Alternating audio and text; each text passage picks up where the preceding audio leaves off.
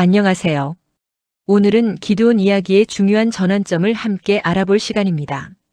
사사기 8장에 기록된 이스라엘의 영적 변화를 신학적, 역사적인 관점에서 쉽게 풀어 설명해 드리겠습니다. 이번 시간에는 이스라엘 지파들 사이의 갈등을 이야기해 볼까요? 에브라임 지파의 샘많은 마음과 기드온이 이를 어떻게 지혜롭게 해결했는지 그 외교적인 대화들을 자세히 살펴보겠습니다. 에브라임 지파는 힘이 센 장자 지파로서 기드온이 유명해지는 것을 자신들의 자리가 흔들린다고 생각했습니다.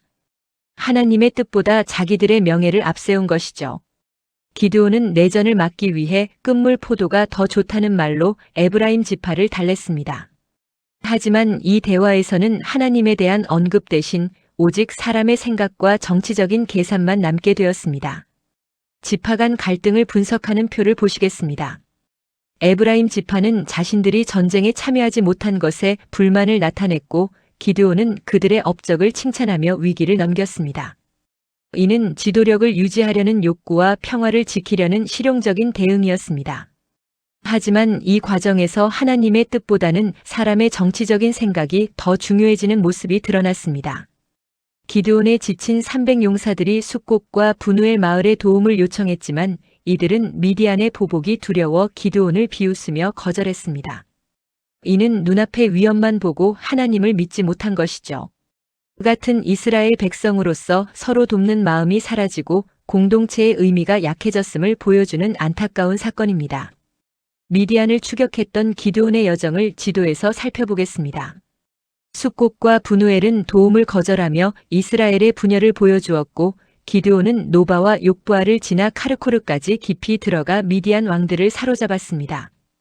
이 경로는 적을 방심하게 한 영리한 전략이었고 마지막까지 남아있던 미디안 군대를 완전히 물리친 중요한 작전이었습니다.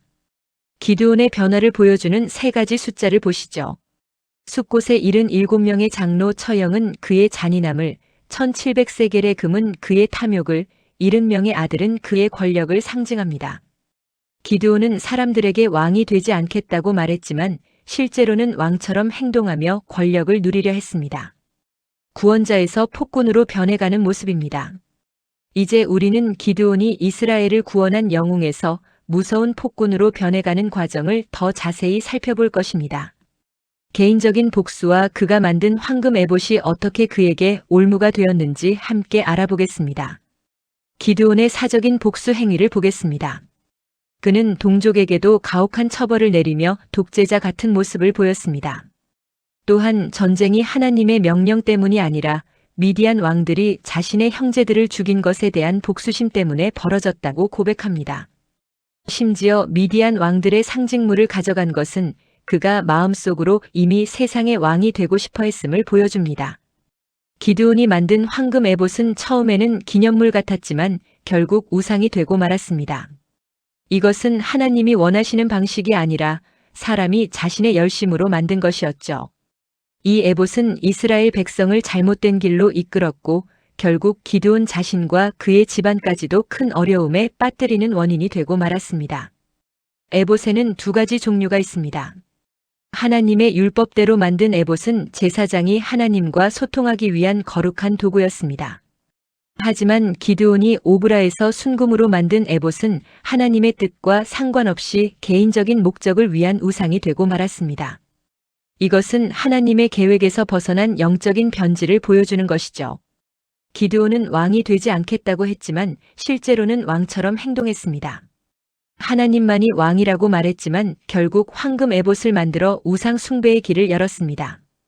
그의 이야기는 큰 성공을 이룬 뒤에도 사람이 어떻게 변질될 수 있는지 보여주는 중요한 경고입니다. 오늘날 지도자들에게도 큰 교훈을 줍니다.